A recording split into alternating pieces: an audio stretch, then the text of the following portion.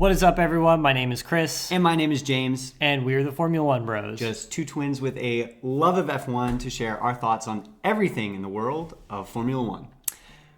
And we're back for Season 2. Season 2 coming in. So we had a great 2022 and a great F1 season, yes. I think, overall. Yeah. 22 was definitely a memorable one. Mm-hmm. We had the biggest revolution in cars that I think the sport has really ever seen, mm-hmm. with almost every single detail of the car being different. Yeah. Lots of overtaking because of the way the philosophy of the aero in the cars changed. Mm-hmm. But things also spread out a little bit. So we had a lot of variation in what the cars mm-hmm. looked like. So. And in the spirit of F1 making a major overhaul, we're kind of making a major overhaul with how we are doing our podcasting this season. So some things are going to look different. We're going to be in a little bit different setting. Some branding and stuff is going to look a little bit different, but still the same content. And we'll have a lot of fun. Yeah, it's going to be great. So looking ahead, first episode of Season 2, we're just going to be taking a look at what every team needs to improve on for the upcoming season. And there's a lot of stuff to dig into, obviously, because it was the first. Last year was the first year in a rules overhaul. So there's mm-hmm. always things that every team can improve on. Yes, even Red Bull. Mm-hmm. So I think, we'll just hit the ground running right away from it. Want to start us off with Williams? Yeah, so the first team, we'll go kind of reverse order of how the teams finished last year. So the first one we're going to talk about today is Williams. So in my opinion, here's what I think Williams needs to improve on and what I would like to see from Williams this year. What I have written down is I no longer want them to be the last team on the grid. And I want them to be competitive from both drivers. I want competitiveness from both drivers. We saw constantly last year, Alex Albon was way outperforming that car, like putting in some really, really great results, getting points. And Nicholas Latifi was kind of just struggling in the back. Mm-hmm. So I personally would want two drivers who are able to compete, both like Alex Albon. Now, they do have Logan Sargent. He's a rookie. I don't want to, hate on any driver or Logan or a rookie or anything like that. But he is a rookie. He is new to Formula One. So I have a feeling at least this season it's going to be very similar to what last year was. Who knows? Maybe Logan Sargent will surprise us. Yeah. But that's what I want to see from Williams. Yeah, in terms of drivers, I mean, you're always going to get consistency out of Alex Albon. He had some drives that reminded me a lot of George Russell last year. Yes. I think Logan Sargent, I will say you could, put anybody in that car from anybody that was touted to be in an F1 seat, whether it's him, Oscar Piastri, Felipe Drugovich, anybody from that who was in the championship battle in F2, you can put anybody in there, or you could put Mick Schumacher in there, you can put Nico Hülkenberg in there, and anything will be an improvement from Nicholas Latifi. I truly believe that. But 100%. I think Logan Sargent, I think he, obviously deserves that seat. He's been a Williams development driver. He at one point was leading the F2 championship, so he definitely deserves that seat. I think it'll be really interesting to see how he compares to Alex Albon. For me, other than the car just needing to improve all around, I think the biggest thing is there was a lot of upheaval in that team over the past year, I think, and that's evidence in Yas Capito and FX de Maison leaving. I think they had that team is suffering from a little bit of a fractured culture right now, and they need somebody. They're just from a team standpoint, they're in a really delicate place right now with rumors of Doralton wanting to sell. So I think James Vowles, who I think was the best person for that job, mm-hmm. great hire. I think it'll create an interesting political dynamic between them and Mercedes because he was essentially Toto Wolff's right-hand man. Mm-hmm. But he's somebody that has been going for team principal experience. That's what he wants to do. Mm-hmm. But he has a tall order ahead of him, trying to get that team working harmoniously. And I think that will improve the way that they operate on the ground, the way that they develop the car throughout the season back at the factory. I think all in all, that is the biggest task that James Vowles has ahead of him. Yeah, I 100% agree. All right, so we're going to move on to Alpha Tauri, next team. For me, it's pretty simple. So last season, we saw Alpha Tauri start off the season pretty strong, pretty strong midfield team. And as we saw throughout the season, they just kind of moved closer and closer and closer towards the back. They weren't progressing as quickly as the teams around them. So I simply want to see them improve their car at the rate or a little bit better than the other teams around them and not get bogged down and let the other teams just pass them by. Yeah, development. That's the big thing I want to see from development. Development was their biggest struggle last year, and I think that is something that they're going to need to improve on the most. I totally agree. I think it'll be really interesting. I think the other thing, just in general, that they're going to need to keep an eye on is not Yuki Tsunoda because of his ability, because he's perfectly capable of handling that car, but he's the team leader now. And I think this will really test him and see if he's really the right person for that team. Yeah. Can he, I think it's going to be really interesting to see who comes out on top, him or Nick DeVries. I think that's going to be a really interesting dynamic. They're going to have to move forward. The Pierre Gasly love story is all over. But I think Yuki has a great opportunity ahead of him, and I think I don't think he needs to improve per se. I think his consistency can definitely improve. Yeah. I think he was a lot more consistent last year than he was in 2021. Yeah. So there's always improvements that need to be made. So I just think getting the most out of Yuki as team leader and helping him become that team leader and getting Nick DeVries really good embedded into that team is also going to be something to keep an eye on for that team. Yeah. And I also think Nick DeVries, because he was a Formula E driver. World champion. Yeah, Formula E world champion. I think of all the rookies coming in or the new drivers coming in between him, Oscar Piastri, Logan Sargent, I personally think Nick DeVries is going to be the best. Yeah. In my opinion, I'm excited to see what he's able to do. Yeah. Best, I think best in terms of what he's going to get out of the car. Yeah. I still think Oscar Piastri will probably lead the way in points just because of where he is with McLaren. Yeah, unless the team he's in. Alpha Tauri can produce not only a better car, but they can develop their car in a better way. And I think that was something that Franz Tost said very early on in the season, as they started to get into the summer months, that they realized that they weren't developing as quickly. And so that's something that I think they know that they need to improve on that. So I'm hoping that has come to fruition. Yeah. Cool. So our next team that we're going to talk about is Haas. And Haas, for me, very similarly to Williams. I want to see them be regularly competing for points. I think that's something that I would love to see from Haas, is regularly competing for points from both drivers. Yeah. I think it'll be good having. I'm sad for Mick, but I think it will be good having two veteran drivers. One who's been with the team all for except one season, and another experienced driver like Nico Hülkenberg, who has been racing since who on and off in Formula One since 2012. So I think that'll be good for them. But I want to see them regularly competing for points, be in the mix, not necessarily finishing in the points, but at least in the mix, competitive for points. Because we saw glimpses last year where Haas was like incredible, and then we also saw them where they were just rummaging around at the back. I think that's also partly due to no fault of their own with the Ferrari engines being really crappy.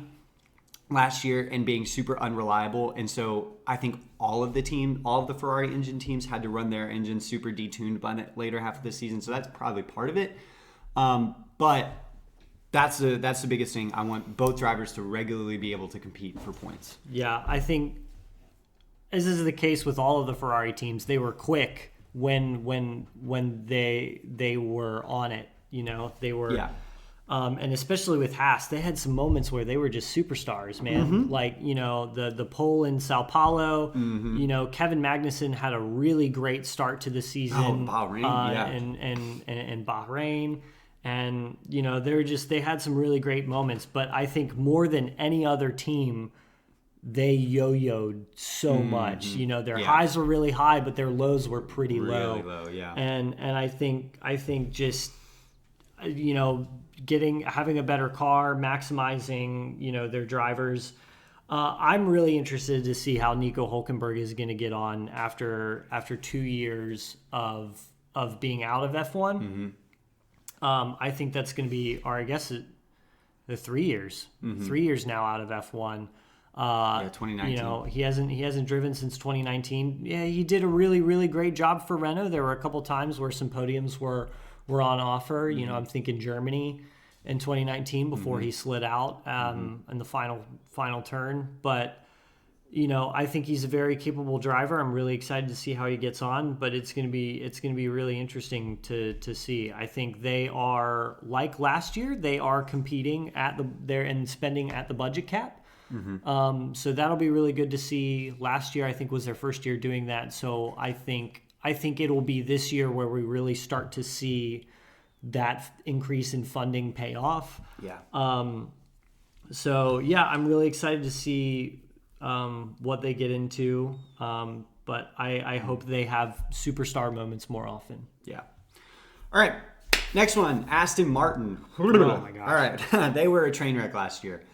I will say they improved the most out of any other team. I'll say, yes, the beginning of the season was a train wreck. On pure pace from the beginning of the season to end. They improved. It was like 3/4 of a second in development, which was more than any other team. Yeah. They need to not start so poorly at dead last. Yeah, so that was my thing. If they improved their car a lot last season, but they need to have a really, really strong start to the season. I'm thinking, a strong start, kind of like how we saw in 2020. I know that was the pink Mercedes scandal thing, but I mean, you can't deny that they were best of the rest that season. It was a race-winning car. It was. They had a race win. They had a pole, and it was a really, really good car. Mm-hmm. That was the best that team had done, and I think that's something that I want to see from that team again, especially with the new branding of Aston Martin. Mm-hmm. And that British racing green. It is a through and through British racing team, and I just want to see the British racing teams, do good in Formula One. It's British, started off a British sport. There's a lot of history in that team, and I just want to see them do good and be in the mix for not rummaging around in the back. Yeah, that team, I think where their struggles have come from just not really truly understanding their car. I think they came out and before in 2019, they had a very Red Bull-esque high rake concept, meaning that mm-hmm. The rear suspension was sitting a lot higher than the front. So instead of looking like this, it kind of, looked like the car was almost angling down as it was going down. Very Red Bull-esque, high rake, generated a lot of downforce. And then in 2020, they went to a wide wheelbase, low rake, Mercedes concept, and it worked well for them. Yeah. But I don't think that they really understood how that car worked because in 2021 they suffered a lot. I mean, so did Mercedes. Mercedes suffered a lot because of those aero rules that came in, but they were able to recover it, and by the end of the season, they were faster than Red Bull. I think Sao Paulo, one of the best drives Lewis Hamilton has ever done. I think they were undoubtedly the faster team in Abu Dhabi, and so. They ended the season, but Aston Martin still struggled, and I just think they didn't understand it, and because they didn't understand that car, they had a hard time understanding how the new aero regulations would affect their design philosophies. So I just think also they just need a better understanding, and I think they did that a little bit towards the end of the season. Yeah. So my biggest improvement for them is they just need a better start to the season. Yeah. I think more than anything. Other than that team, they're perfectly fine. They're perfectly capable of doing what they need to do. They're going to have Fernando Alonso, and so I think that is going to be a big improvement. Just no disrespect to Sebastian Vettel, but he was well out of his prime. And I think having somebody that still is really, really hungry to do well, and somebody like Fernando who is going to demand the very best week in, week out, I think that's going to be a really, really good thing for Aston Martin. I agree. All right. Alfa Romeo. So for me, Alfa Romeo is very simple. Last season, I think was the best Alfa Romeo had looked in the longest time ever. Well, however, they had a lot of reliability issues. Yeah, that car was fast, but it would shatter into a million pieces. Yeah. So what I want to see is an improvement on durability, because we saw glimpses where that car was very quick, was very fast. It was putting drivers were regularly between. Bottas and Zhou, they were regularly able to at least try to fight for Q3, fight for points. It looked like a really, really quick, good car, but it would just break so often. And that's why they weren't able to finish ahead of the likes of McLaren or Alpine, which I think they had a quicker car than both of them. Yeah, they could do it. They just kept breaking down. So what I want to see from Alfa Romeo is an improvement in reliability. Yeah, I think that is the only thing that they really need to improve on. I mean, give credit where credit is due. They finished P6 in the standings, which was the highest that team has finished in Fred Vasseurs' tenure at the team. I think that which is awesome. I mean, when Fred Vasseur took over Sauber in 2017, or after the 2017 season, they were, just, hanging on by a thread, and he completely came in and changed that team around. And now, they're getting P6 in Constructors Championship, which is awesome. Zhou Guanyu had a great rookie season. We know what Valtteri Bottas is capable of. They just need a car that can get to the end of the race. Yeah. And I think if they have that, they can be regularly scoring points. I think there's no reason why they can't, especially if the Ferrari power unit is to improve the way that it is rumored that it is going to. Yeah. So I think they're 100% capable. The car needs to not break. Yeah, 100%. All right, next one, McLaren. Yeah, so last season they took a huge step backwards. The couple seasons beforehand, had been a steady crescendo.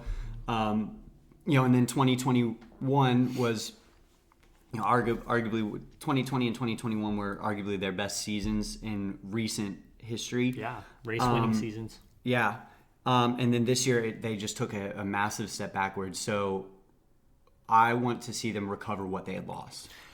Yeah, that's what I want to see. Yeah, I do too. And they've just sort of been lost in the labyrinth for a few years. Really ever since. I mean, they always just kind of have. I mean, you could even trace back all the way back to, 2012, 2013, those years, 2012 was what prompted Lewis Hamilton to leave, and jump ship to Mercedes. And they just have had so many problems. And I will say the biggest thing right now is they just have this baked-in weakness in the car that has to do with weight distribution under braking. It's a fundamental way that the chassis is designed. And that's just because they don't have an updated wind tunnel. They just got a new simulator. So their equipment at Woking is just aging, and it's showing its age, and they just can't produce a car that can get them to the top. And you go back to 2020, and yes, they got P3 in the standings, but I really think they got P3 just because Ferrari was doing what it was that year. Yeah. And I truly think, if Sebastian Vettel that year was scoring points on the level of Charles Leclerc, McLaren would not have gotten P3. And, so I think their ceiling right now is P4, P5. And I think that's realistically where they are. And Zach Brown even admitted that it's going to be 2025 before they're even able to regularly compete for race wins, just because their wind tunnel isn't coming online until early 2024.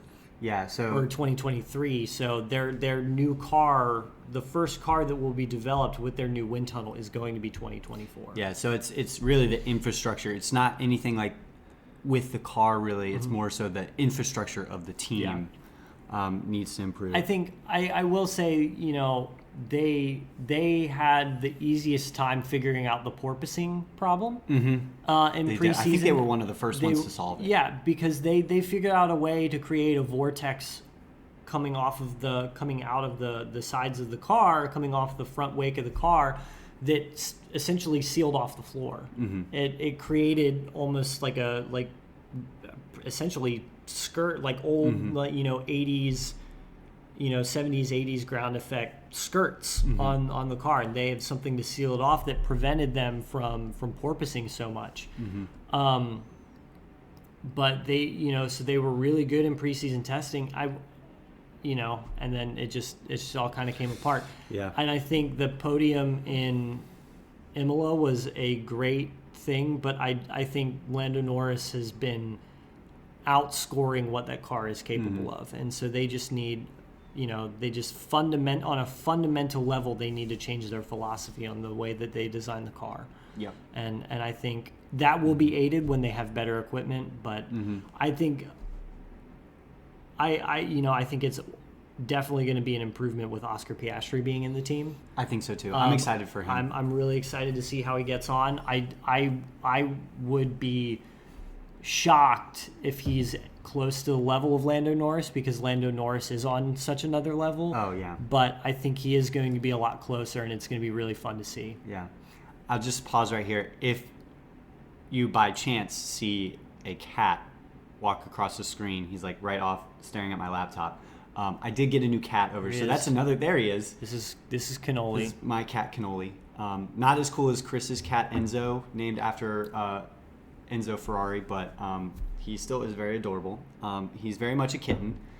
All right, but yes, I totally agree. All right, Alpine, moving on to Alpine. Cannoli, do you have any words for Alpine? No, he's walking off the screen.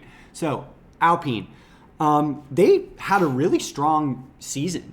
They had a really, really strong season. Fernando Alonso constantly proving that he still got it. Yeah. I even at one point last year said that Fernando Alonso is the best driver on the grid. He's just not in the best car. Yeah. And I don't know if I don't know if that was true for the entire season, but definitely he had moments where he 100% was the strongest driver on the grid. But that team looked really, really strong last season. For me, the thing that I want to see is it seemed like their success was very track specific. Like they were good on certain tracks, but not good on others. I just want to see an improvement in consistency.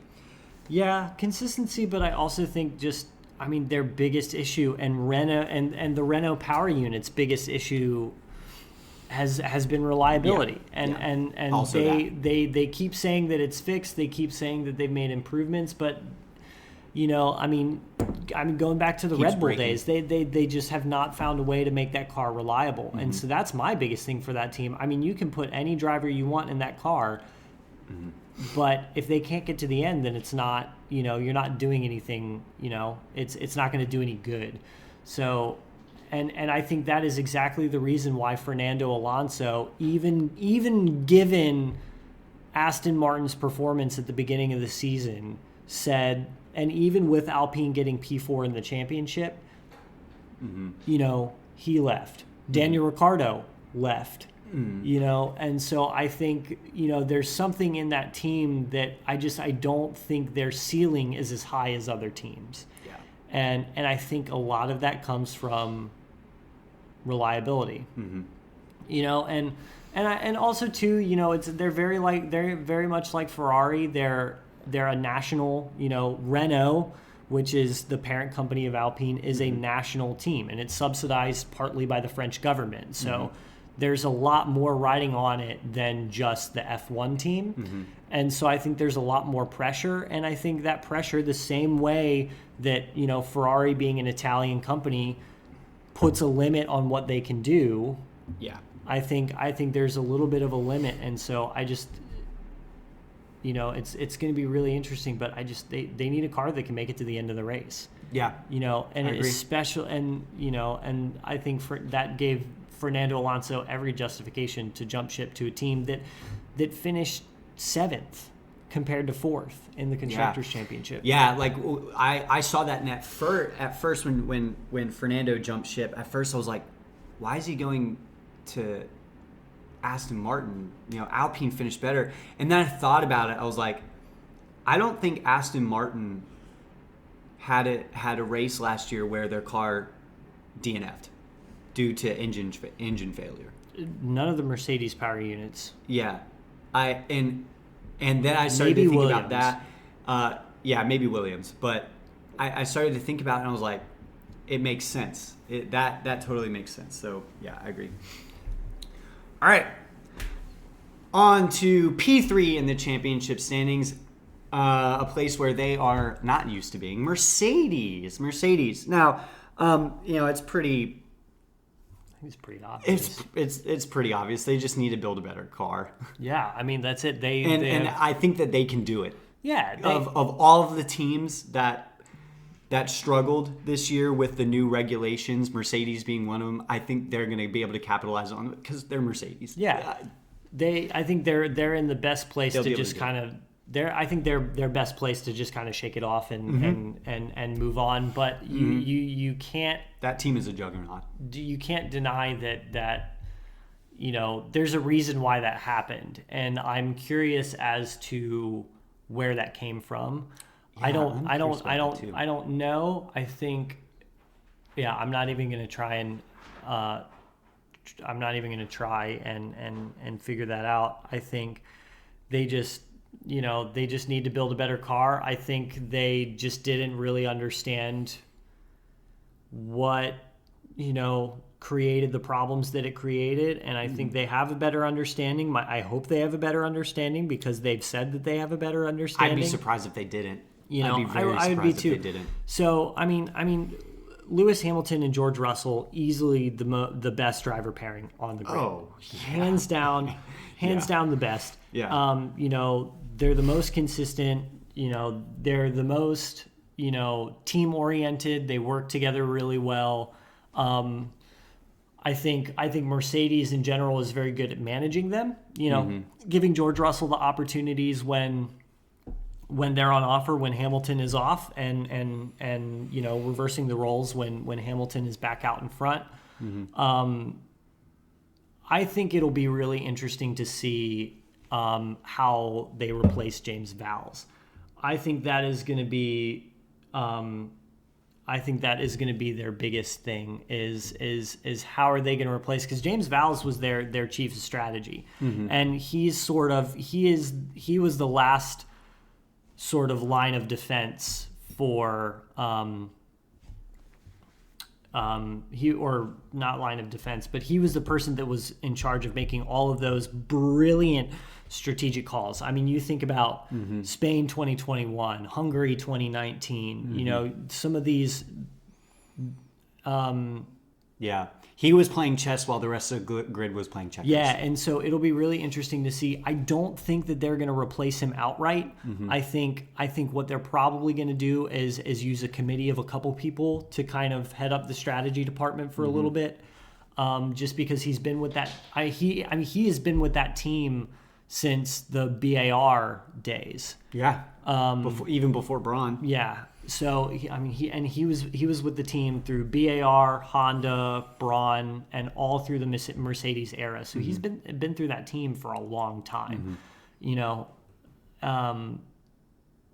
So it'll be really interesting to see how he is replaced. And I think strategy. I don't think it's obviously not something that they need to improve on because they already are really, really good at that. But it's going to be something to keep an eye on if they can be as strategically sound as they were in the past. I think they can because they're Mercedes, you know, and strategy becomes easier when you have a good car. You know, yeah. I think about all of these brilliant strategic things that they did. A lot of that was aided by 9 times out of 10, they were 1-2, you know, and so. But we'll see what happens. I'm curious. I don't think it's an area of improvement, but I'm curious to see what happens. Yeah. All right. Oh man, this is the next team. The reason why we cannot have nice things. Ferrari. Man. Oh man. Reliability, engine reliability. That's the thing. I everything, reliability, strategy. I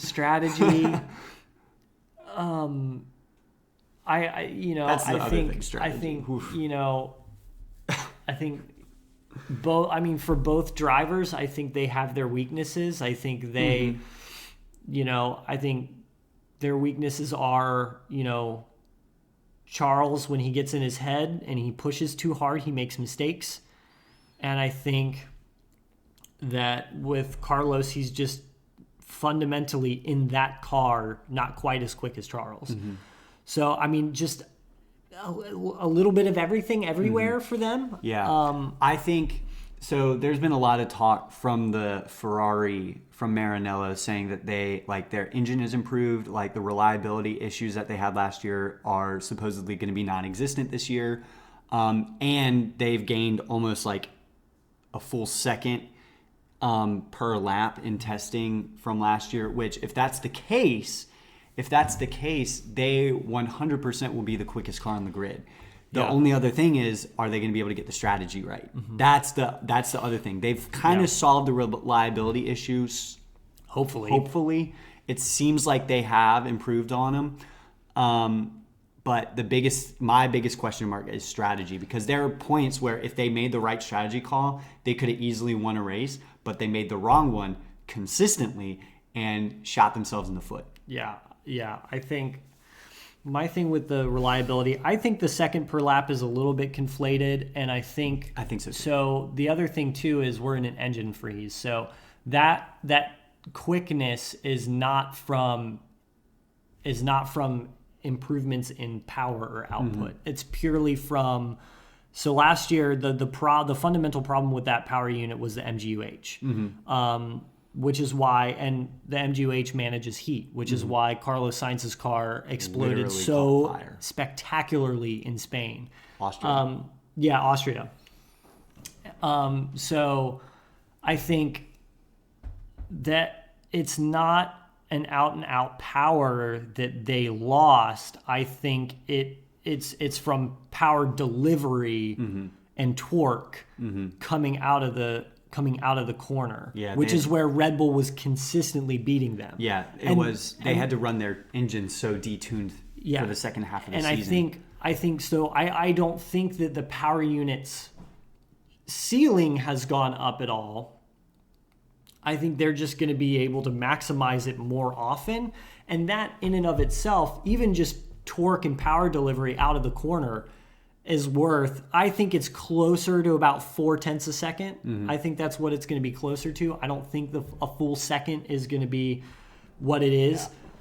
But I think, and then, I mean, you talk about strategy. I mean, I think Monaco was their quintessential blunder, putting Charles on intermediates for all of 2 laps. Yeah. Another thing, like, I think about, had they been able to run their engines the way that they were in, say, Saudi Arabia or Bahrain at the very beginning of the season, all season long, they easily would have been right up there with Red Bull competing down to the last race. Yeah. Well, and going back to what I said about Mercedes, if they had a quicker car, the strategy calls would be much easier. Mm-hmm. It is much easier to make strategy calls. And the other thing is, I mentioned that, Charles, when he feels like he is behind the 8 ball and he has to push, he makes mistakes. If they have a better car, they're not going to be in a situation where he has to push. I think the thing that everybody remembers is Charles spinning off in the French Grand Prix, and that he was just pushing beyond what that car was capable of because he was trying to hold Max Verstappen behind him. Yeah. And I think that's where that mistake came from. Mm-hmm. He was just having to push, and when he does that, he makes mistakes. Yeah. He was also pushing a car that couldn't keep up too. Right, exactly. So I think, Ferrari just it's a little bit of everything everywhere for that team. Yeah. And I hope to see them back at the front. All right, last one, Red Bull. It's hard to pick something to. It's hard to pick something because they did so well. They literally had one of the most dominant seasons in F1 history. You could say reliability, but they fixed that after the first 2 races. They had an incredibly enchanted season, and I think, I think the only thing that I can think of is getting more out of Sergio Perez and getting him closer to Max Verstappen. And I say that because if Ferrari truly is to improve the way that it's rumored that they're going to improve, Max Verstappen is going to have a championship fight on his hands. And there is going to be so the teammate comparison on Red Bull, between Red Bull and Ferrari, might be really important. If Carlos can get closer to Charles than Sergio gets to Max, no matter who wins the championship, I think Ferrari can emerge as the favorite. I think whoever does better between Carlos and Sergio Perez, I think that will determine who gets the constructor's crown. Yeah. And last year Sergio was close, but he wasn't close enough. I mean he was, even for all of Ferrari's problems, still couldn't beat Charles in the championship, even though Red Bull had the season that they had. Far superiors. And Ferrari had the season that they had. He still couldn't get close to Charles. So I think the biggest thing for Red Bull is just getting the most out of Sergio Perez and not just giving.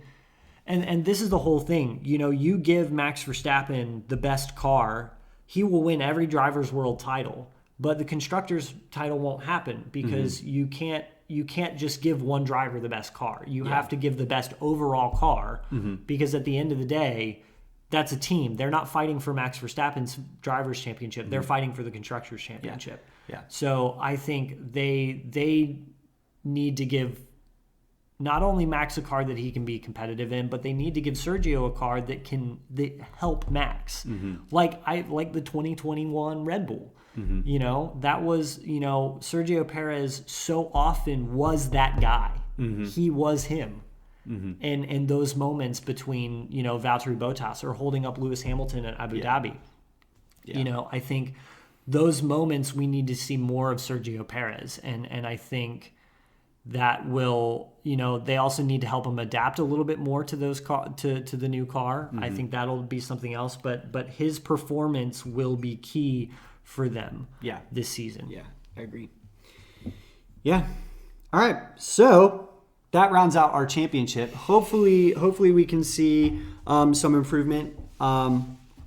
Obviously, it's way too early to tell what the season will be like because we haven't even gotten to car launches yet. We are still quite a ways away from winter testing, a couple weeks away now from winter testing, and still over a month away from the first race. So it's going to be hard to see what's going to happen, but these are just our ideas. Obviously, there are other things that teams can improve on too. So as always, be sure to let us know in the comments. With this episode, we talked about team improvement. So let us know what you think. What do you think other teams can improve on? What are some things that you all would like to see? And let's get ready for a fantastic second season, fantastic 2023, because we're super excited. We've got a lot of new exciting content coming this season, so we're ready. And it's going to be a great F1 season too. I think another season with new regs. I think the field will be closer. Mm-hmm. I think now that we're all kind of figuring it out, it'll be much more competitive. It'll be interesting to see what teams choose evolution or what teams choose revolution in their car designs. Mm-hmm. And so I think we're in for a really exciting couple weeks leading up to preseason testing. Yeah. So, with that being said, be sure to follow us on all of our socials. We're on Instagram, we're on YouTube, we're on TikTok, we're on Spotify, and Twitter. We're on Twitter as well. So be sure to follow us on the socials at Formula One Bros. We'll see you next time.